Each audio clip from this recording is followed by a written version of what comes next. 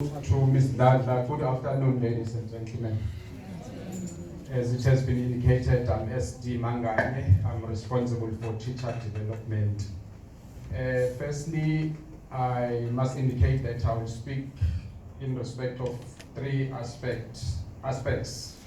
The first one, our contribution to the planning of this program, and then the funding thereof, and then the reporting that is required. But firstly, let me greet my colleagues who are leading this session from head office, GET and FET colleagues. I'm told they are quality assurance colleagues who are here. Subject advisors for life science and physical science throughout the districts. And most importantly, the top teachers. Ms. Dada has already alluded to that point. Honestly, you need to be very proud, ladies and gentlemen, that in your respective districts, you have been identified as top teachers following a particular process. Criteria were set as part of the planning process, and also those criteria were used to identify you, and you came out clearly as the cream of the crop. No doubt about that.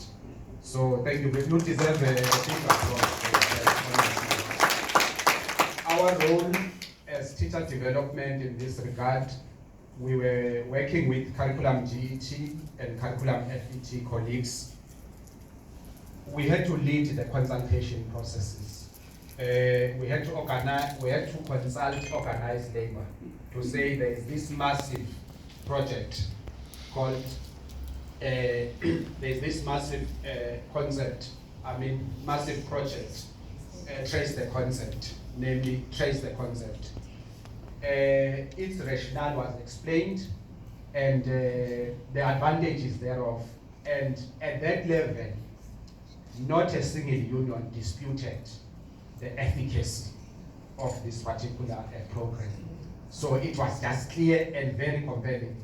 At issue was how to select the top teachers, particularly because we are talking about the GET band.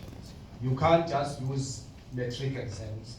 So that is when we struggled, but eventually we formulated certain proposals which we presented to unions, pruned them, and eventually we agreed. The second step was, how then do we implement this process throughout the province?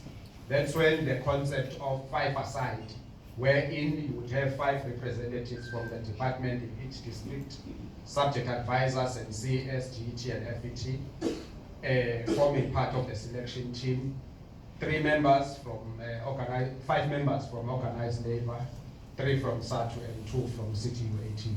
So that process was concluded, though there were some glitches here and there, but eventually it was concluded.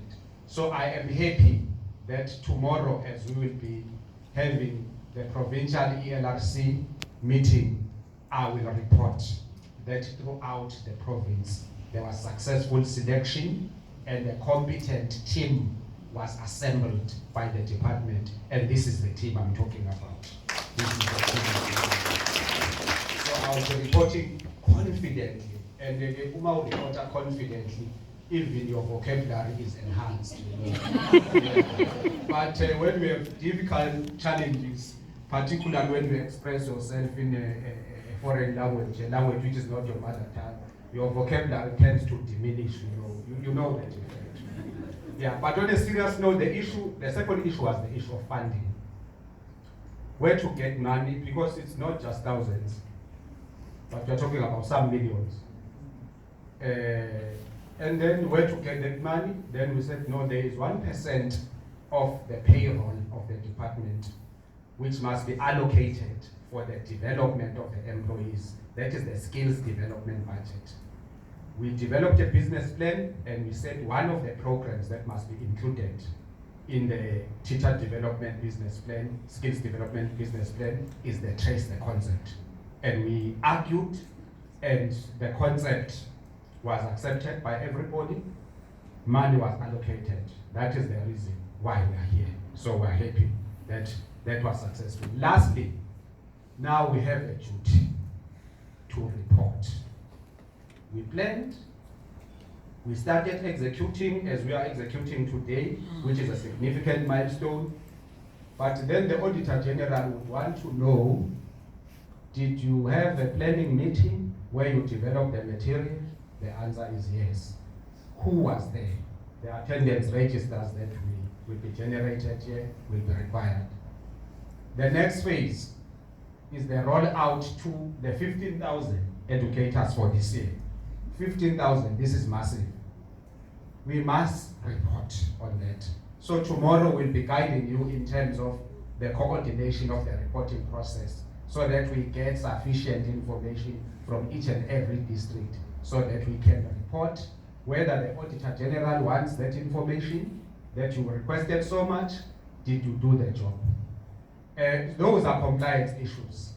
In conclusion, ladies and gentlemen, as the department, what we want to see is you taking this process to the teachers so that the teachers in the classroom can take this knowledge to the learners.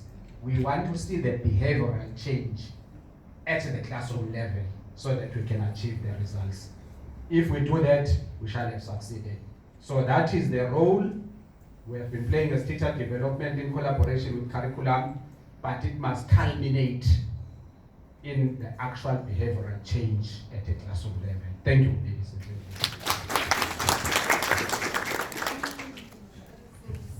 Oh, yes. Oh, most importantly, thank you, Ms. Dadla. Colleagues, we have, to the coordinators, Kabazela and all the colleagues present here, we have requested to Nonhlanhla Ngalia or Mrs. Mthembu ukuthi athi share the SACE attendance registers with you so that the top teachers, those who are school-based, can complete that attendance register in order for you to earn the professional development points.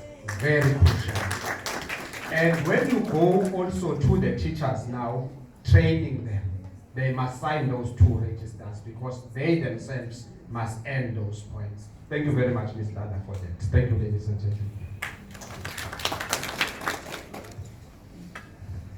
And thank you, you and Zama for making sure that everything goes well here. And I'm sure you are doing that hand in hand with other colleagues from districts and head office. I see Zama and others. And yeah, thank you so much, colleagues. All right. Thank you, directors, for encouraging us to work much smarter and smarter. And